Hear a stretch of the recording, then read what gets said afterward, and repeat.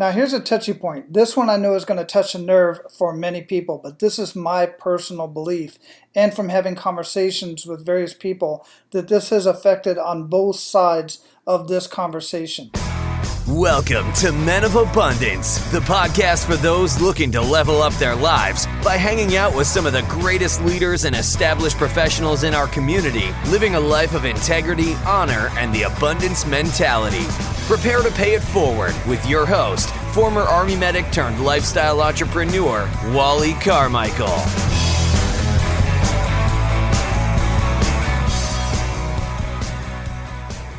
What is going on, Men of Abundance? I am Wally Carmichael, your founder and host of the Men of Abundance podcast, the Pay It Forward community, and today is Pay It Forward Friday. So let me ask you, how was your week? Was it nearly as productive as you expected it to be when you started out, say, Sunday evening, when you were thinking about what you had going on for the whole week and you thought, I'm just going to crush this week? And then Monday came and before you knew it was Friday, and you didn't get much of anything done. I've been there. Don't worry about it, man. You got next week, but get back at it. Don't beat yourself up too much. Get back at it. Get back to work. Do what you have to do to live your life of abundance. And I'm not just talking about your daily job, your vocation, whatever it is that you do to pay the bills and create the lifestyle that you have for yourself, because in most cases, your job is not going to do that. It's some sort of a side hustle. It's something that you're doing on the side that is going to really allow you to ultimately live the amazing life of abundance that you know you want to live. But remember this. Take this from my personal story. You can start living your life of abundance today. It's all about the mindset. It's about the abundance mindset versus the scarcity mindset, and always thinking that when I have this, I can have that. Once I have a 6 or 7 figure income, then I can take a vacation. Then I can spend time with the family. Then I can take my kids to the baseball game, or take them to the play, or take them to the dance, or take them to Disney World, whatever the case may be. You don't have to take your kids to Disney World to have an amazing time with them. You can take them to the park. You can hang out in the backyard. You can take them to a movie. It doesn't have to be expensive. They just want you to spend time with them. Same thing with your spouse. Your wife, your husband, your significant other wants to spend time with you, and they want you to spend time with the family. The bottom line is this: you can have an amazing life and live your life of abundance and life in gratitude on your way to having more. And in case somebody hasn't told you, there's nothing wrong with wanting more connections, wanting stronger relationships, wanting more friends, and yes, even wanting more money. Because money is an amazing tool that actually does allow you to do more for yourself, more for others, and if it's done correctly, money actually can buy you time and happiness. Hey, but that's for another episode. Today, we are talking about leveling the playing field from a mindset of abundance. So this is a hard conversation for some to have. I posted this on my Facebook, and many times when I post things on Facebook, I get quite a few comments, but there's just some subjects that many people won't engage in because it's uncomfortable, or they're afraid of being judged by what they say. And quite frankly, I'm not okay with that, because we can't resolve any issues if we're not having the conversations. Now, I assure you, many people have complaints about issues like this, but they're not willing to have the conversation to at the very least get a better understanding of the other side of the story. Now, before we get into my thoughts on this, and you can say it's my opinion, I'm okay with that, but I just want you to understand where I'm coming from. Now, you may know that growing up, I grew up in a poor environment. I grew up in a single wide trailer, literally in another man's backyard, because we could not afford even the trailer park. Not until my mom divorced my dad, and then we upgraded to the trailer park. Oh, and by the way, a double wide. And the environment that I grew up in, other than that, was I was a long, blonde-haired, blue-eyed white boy who grew up in a neighborhood that was predominantly Hispanic. My high school that I went to was 10% Caucasian. And at this point in my life, I wouldn't change that for anything. But at that point in my life, there was always this animosity. It was really weird thinking about it now, but there was an animosity between those who were brown skinned and those who were white skinned. And quite frankly, when I hung around my friends that were kind of gangbangers at a certain level, and I hung around with them and I'd have, be drinking with them or doing whatever with them, they would often make comments about, hey, let's go out and find some black guys. Those aren't the terms they would use. And let's put cigarettes out on them.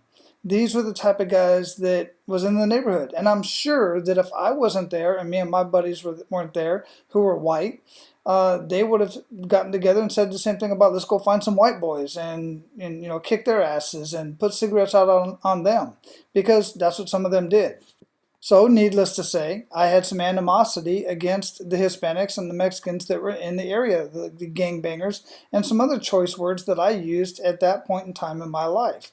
Now, fast forward, joining the military, getting the opportunity to travel the world, and the first country that I went to was a Hispanic country, Panama City, Panama, Central America. And my ignorance thought that by going to Panama, they speak Spanish. I love tacos. I'm going to have tacos for days. I knew nothing about the world at that point in time. I am so thankful that I've had the opportunity to travel to 23 countries on 5 continents, and I lived for months, at least weeks, months, even years in some of those countries. So I was able to enjoy the culture and get to know the people and understand the differences and the similarities that we have as people from other nations. Furthermore, early on in my career, I had the opportunity to go to a 2-week course that was an equal opportunity leaders course, because every unit has a couple equal opportunity leaders that helps out the equal opportunity advisor for the battalion. So it's there that I got to learn even more about diversity, the importance of diversity in the Army, in large organizations, and in the United States as a whole. You'd ever heard the term, the United States is a melting pot? I never liked that term, because as a melting pot, when you take, for instance, crayons, you take a box of crayons and you have the reds, the greens, the blues, the yellows, all that kind of stuff, and you put them all into a pot and you melt them all together. They all become this ugly, greenish, blackish color, and it's just disgusting. It's not beautiful. There's nothing attractive about it whatsoever. I like the analogy of a pot of stew. The United States is more like a pot of stew in that when you throw in the meat, and you throw in the carrots and the celery and the potatoes and the corn, and you throw in all the spices and everything. Well, when the stew is done, it's just absolutely delicious, but you can still see that a carrot is a carrot.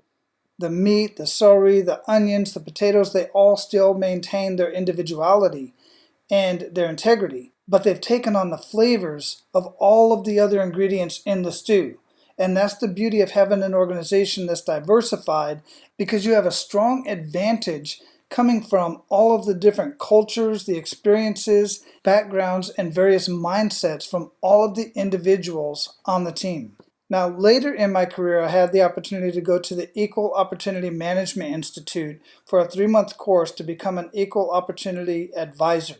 And I advised 2 2-star generals while I was stationed in Hawaii, which put me in contact with a team of amazing EOAs, Equal Opportunity Advisors, there in that region. And a small group of us not only worked within our organizations, we also went out into the community and worked in the community, for instance, at one of the high schools, and really just did what we could to be change agents to make a huge difference. Once I retired, my first civilian job, I was an EEO specialist for the U.S. Navy Command in Hawaii. Now, I share all that with you because I want you to understand that I actually know a little bit when it comes to the importance of diversity and what happens to cultures and groups of people when they are held back by a system or individuals within the system for no other reason than race, color, gender, religion, or national origin. Now, for me, level the playing field starts with self. I mean, myself and yourself. So leveling the playing field means for me to gain more skills so that I can get stronger in the field that I want to compete in. You first have to take on the matter yourself, regardless of whatever entity individual, institution, whatever is out there outside of you seems to be holding you back, you first must take it on yourself. There are many people in history and even in recent history who have done this very thing. Oprah is one I can think of off the top of my head, and many other people out there who have taken it upon themselves to make themselves stronger so that anybody within that industry or within that field would be a fool to not choose me for that job or for that position. And staying on that theme of building up myself, the best way to master a skill is to teach others. And sometimes the student outperforms the teacher, coach, or mentor. And I always encourage that competition. But by teaching others and not discriminating by who you're teaching, you're bringing others up with you and you're leveling the playing field just by doing that, by teaching others your skills that got you to where you're at this point in time. And at the same time, like I said, by teaching others, you are further mastering your skill and paying it forward at the same time. Now, leveling the playing field does not have to take away from those at the top of their game. This is the scarcity mindset that so many people comment on when they think of leveling the playing field. For instance, adding a ramp for a person in a wheelchair or even improving the wheelchair takes nothing away from walkers. Nothing at all. It just allows them the access to that facility and allows them to have that experience. Making quality facilities such as schools, tracks, pools, gyms, etc. available to all takes nothing away from those who already enjoy those experiences. Now let's talk about standards. Leveling the playing field does not mean lower standards. It means bring others up to the standard. That's physical and technical skills. I'm seeing some employers leveling the playing field by starting their own intern programs. One automotive company that I know of has a paid internship that certifies those in the program.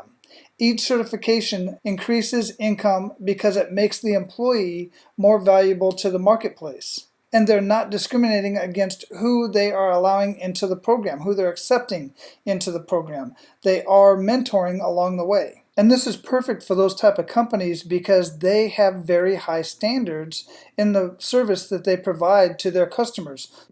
Now here's a touchy point. This one I know is going to touch a nerve for many people, but this is my personal belief, and from having conversations with various people, that this has affected on both sides of this conversation.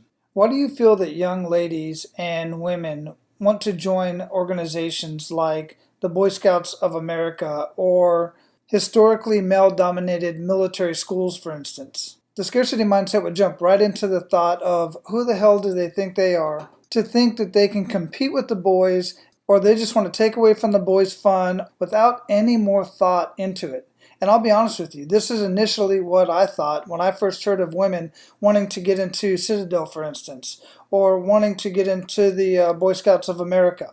I had the same thought, but then I started having conversations with other people and other women specifically, and it was once again brought to my attention that the experiences, skills, and leadership gained from those organizations are in part what get men better connections and better opportunities than women. Now, a case can be made that many men don't get those opportunities as well, but that's based off of, in many cases, their actual merit, not only because of the color of their skin, religion, or nationality. They simply didn't make the cut, I'm hoping, just based off of their lack of physical and technical skills. And of course, there's hundreds of thousands of other men who simply didn't even attempt because they didn't feel that they would get in, and that's on them. There's nothing we can do about that.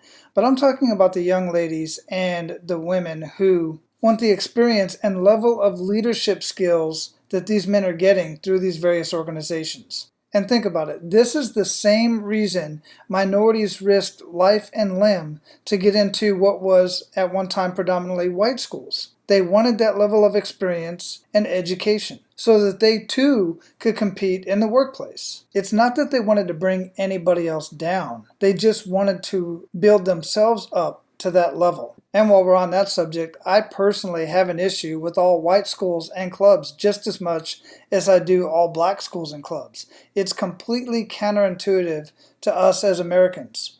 Our diversity is what makes us strong. We must learn and grow together in schools, clubs, and in our communities. Individually, we bring so much to the table. Collectively, we have much to offer the world. Now, I hope this episode has at the very least made you think a little bit about what leveling the playing field means to you and what you can do to level the playing field for yourself while bringing others along with you. It is not lowering the standards. It is actually holding people to the standard based on their actual physical and technical merits and not based on their race, color, gender, religion, national origin. Now, in the event that somebody wants to bring it up, I'm going to address it. Yes, this is the Men of Abundance podcast. And the Facebook group, the Men of Abundance closed community, is men only. I believe that men should get together in groups and have conversations and hold each other accountable to their duties as a father, a husband, business owner, employee, or whatever the case may be. I equally believe women should be doing the same thing, and they have for many years. Men have gotten away from doing this, especially married men. However, even though this is Men of Abundance, and I do have conversations with mostly men, I have also had conversations and interviewed many women because they bring a different perspective to the conversation, which I also think is very important. Now, I'm sure some of you want to get in on this conversation. You have something to say, and I am very open to that. I just prefer it happens in an open forum of sorts so that others can benefit from it. So if you're on Himalaya, then you can leave a comment directly under this episode in Himalaya, and we can all get involved there. Men, if you want to have this conversation in the Men of Abundance closed group, then I will post this over there as I do all other episodes, and we can have the conversation there. If you're not already a member of the community, men, you can go to menofabundance.com/members, or just click on the members tab at the top of any one of the pages and request access from right there. Either way, I look forward to having that conversation with you. Now, go out and live your life of abundance.